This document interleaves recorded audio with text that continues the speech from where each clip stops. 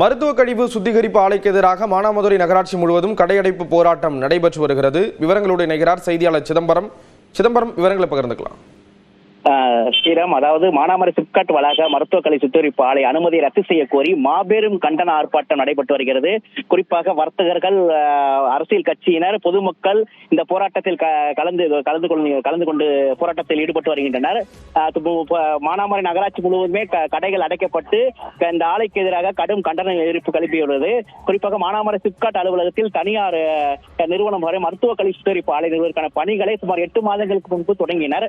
இந்த பணிகளை தொடங்கிய நாளில் இருந்தே கடும் எதிர்ப்பு கிளம்பி வந்தது. குறிப்பாக விருதுநகர் மாவட்டம் முக்குளம் பகுதியில் இந்த மாதிரி தொழிற்சாலை ஏற்பட்டதால் பல்வேறு நோய்களுக்கு மக்கள் ஆளாகினர்.